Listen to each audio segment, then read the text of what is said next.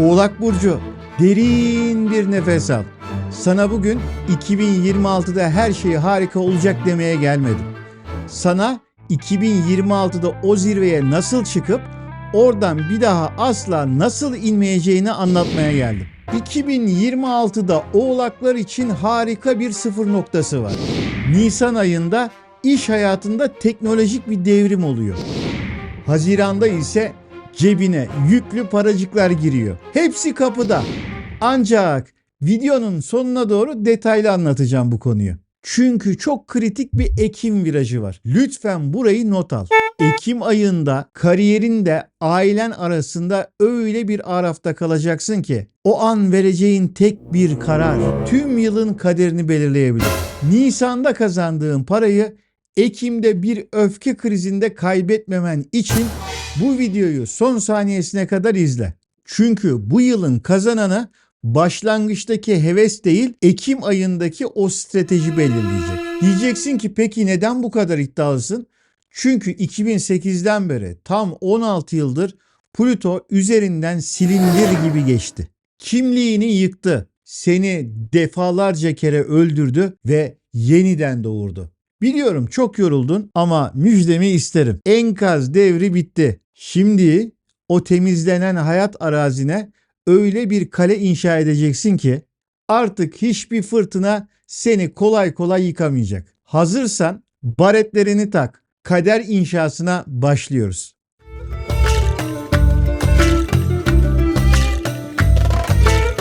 Bilirsin, bir inşaatın temelleri vardır ve kolonları vardır. Ve o kolonlarını ne kadar sağlam yaparsan inşaatında o kadar güçlü hale gelir.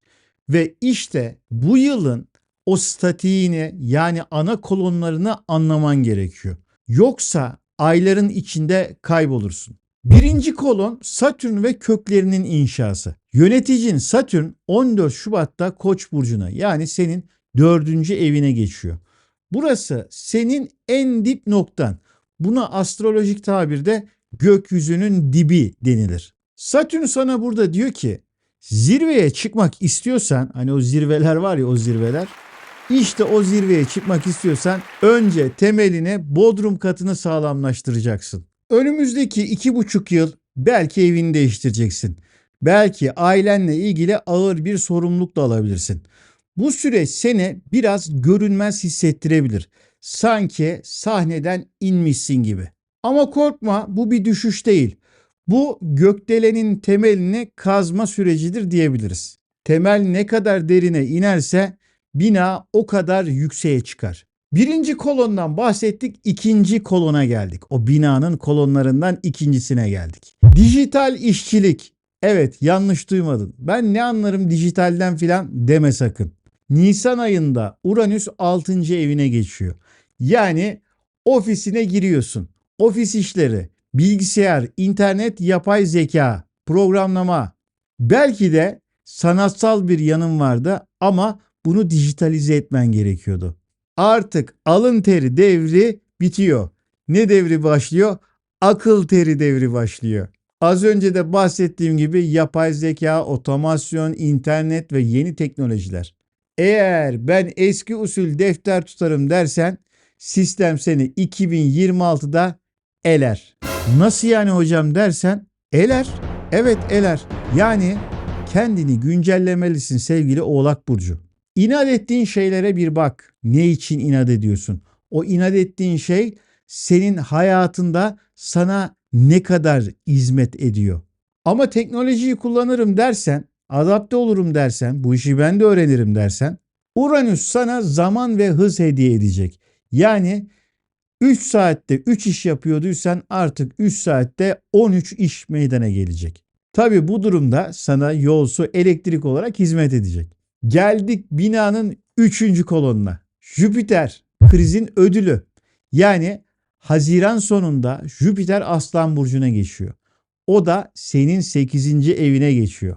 Burası başkalarının parasının evidir. Yani eşten gelirler, mirastan gelirler, nafakadan gelirler, sigortadan gelirler gibi alanların evidir. Geçmişte yaşadığın bazı krizler varsa şimdi nakite dönüştüğünü göreceksin.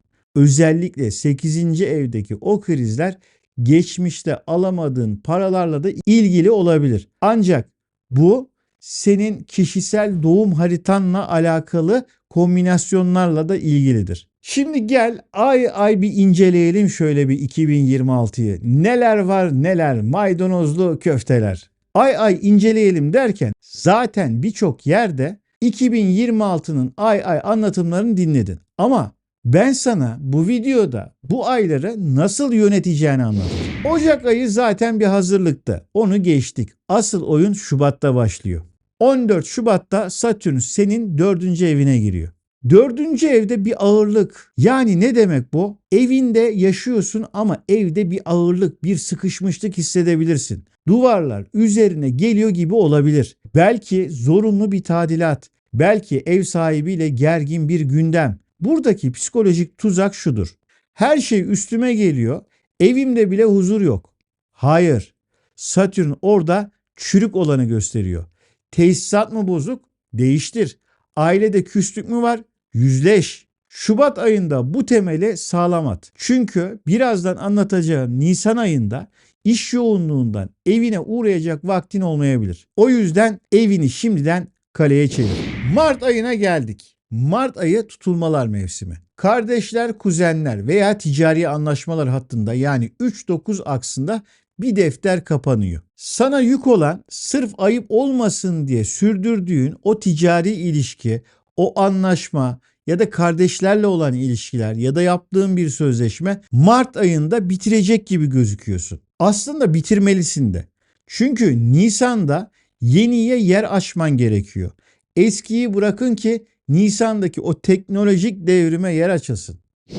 Geldik o ilginç Nisan'a. İşte o başlangıç noktası Uranüs 6. evine giriyor. 6. ev biliyorsun rutin çalışma hayatı demek. Ama oraya Uranüs'ün girmesiyle ofisinde bir devrim başlıyor anlamına da geliyor. Belki departmanın değişecek, belki kullandığın tüm sistemler yenilenecek. Burada bir uyarı var ama. Uranüs sinir sistemini de yönetir. 6. ev aynı zamanda sağlık da demektir. Orada yetişemiyorum korkusu sinirlerini gerebilir. Sağlığına dikkat etmen lazım. Nisan'da kuracağın bu yeni iş düzeni çok önemli. Çünkü bu sistem Haziran'da sana o büyük paralar gelecek demiştim ya. O büyük paraları getirecek olan sistemin aslında ta kendisi. Şimdi sistemi iyi kur ki Haziran'da para akarken sistem çökmesin. Mayıs'a geldik. Mayıs ayı finansal kararlar ayı diyebiliriz. Güneş ve Merkür Boğa burcunda. Senin aşk ve yatırımlar evinde. Keyifli bir dönem ama gökyüzünde bir Satürn karesi var. Sistem diyor ki yatırım yap ama kumar oynama. Çocuğunuzun geleceği için fon oluşturabilirsin veya işini büyütmek için yatırım yapabilirsin. Bunlar harika konular. Ancak kısa yoldan zengin olayım dersen Mayıs'ta Satürn tokadı yersin. Sevgili Oğlak, sen uzun vadecisindir. İleriye dönük yatırım yaparsın. İşte o çizgiyi bozmaman gerekiyor. Gerçekten sabırlı olman gereken bir zaman dilimi. Daha doğrusu zaten sabırlısındır da o sabrın ecire dönüştürülebilir halini meyvesini çok yakın bir zamanda görebilirsin. Bu dediğime dikkat edersen. Haliyle büyük ödül bir ay sonra Haziran'da geliyor. Ve Haziran beklenen an. Evet, Haziran sonunda Jüpiter 8. evine giriyor. Krediler, borçlar, beklediğin paralar, miraslar, nafakalar vesaireler. Yıllardır süren bir tazminat davası veya eşin gelirinde ani bir artış. Haziran sonu gelsin paracıklar. Hesap makinenin güçleneceği zamanlar bunlar.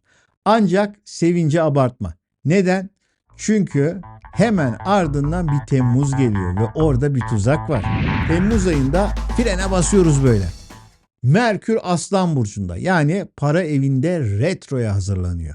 Bak bu çok kritik işte. Bak işte o Merkür Aslan burcunda 8. evde yani para evinde bir retroya girdiğinde işte bak bu çok kritik bir durum. Haziran'da gelen o parayı Temmuz'da yanlış bir imza ile riske atabilirsin.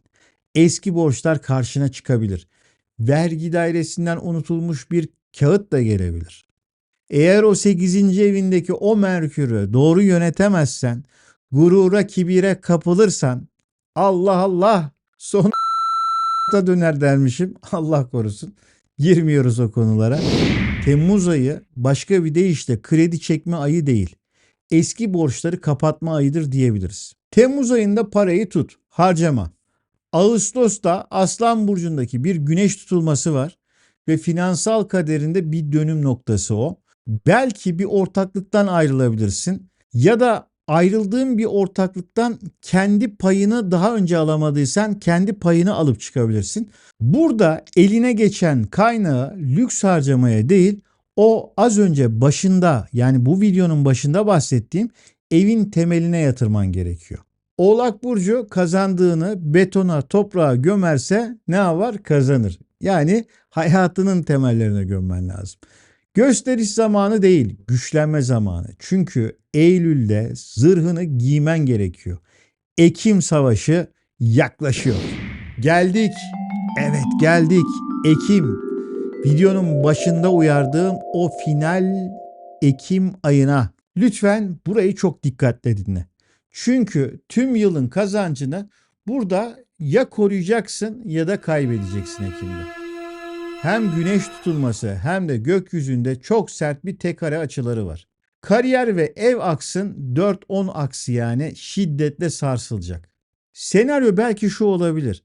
İş yerinde mesela patronunla büyük bir kriz yaşarken aynı anda evde eşin ya da ebeveynin ilgi bekleyebilir. İki taraf birden seni böyle bir çekiştirecek. Birisi böyle asılacak, birisi böyle asılacak. Diyeceksin ki işimi bıraksam, evimi terk etsem. Bu ikilem seni köşeye sıkıştırabilir. Öfke patlamalarına çok açık olacaksın. Burada stratejik uyarı şudur. Ekim ayında, kriz anında gemiyi terk etmemelisin. Gemiyi terk eden okyanusta boğulur. Biliyorsun okyanusta böyle çok geniş akıntılar var. Hani okyanusa baktığımız zaman böyle bir deniz gibi geliyor ama bir gemiden düştüğün anda o okyanusun akıntısı seni anında 300 metre ileri artar. İşte o meşhur sabrın senin tam bu noktada devreye girmesi lazım. Dişini sık, cevap verme, imza atma, sadece görevini yap. Çünkü bu sarsıntı yıkmak için değil, binadaki çürük parçaları düşürmek içindir. Ekim'deki o stratejik sessizlik Kasım'da sana zafer gibi gelecek. Sevgili Oğlak, 2026 sıradan bir yıl değil. 2026 senin hayatının bir başyapıtı. Başkaları günü kurtarırken sen geleceği kurdun. Başkaları dağılırken sen ayakta kaldın. Şimdi Satürn sana kalemi uzatıyor ve diyor ki al bu kalemi ve kendi kaderinin projesini çiz. Bu yıl sadece bugünü kazanmak için değil, torunlarına kalacak bir soyadı, saygın bir itibar ve yıkılmaz bir mülk bırakmak için çalışacaksın. Temel ne kadar derinse zirve o kadar yüksektir ve sen zirvenin tek sahibisin. Şimdi bu kararlılığı mühürlemek için aşağıya in ve yorumlara şu sözü yaz.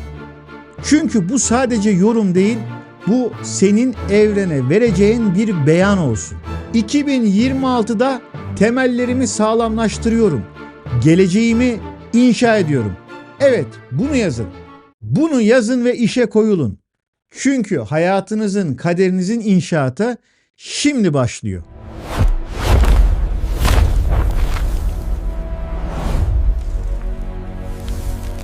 Videomu beğendiğiniz için, paylaştığınız için, kanalıma abone olduğunuz için ve hype'ladığınız için çok teşekkür ederim. Sonraki burç yorumları ve astroloji bilgileriyle karşınıza tekrar gelmek üzere. Şimdilik hoşça kalın.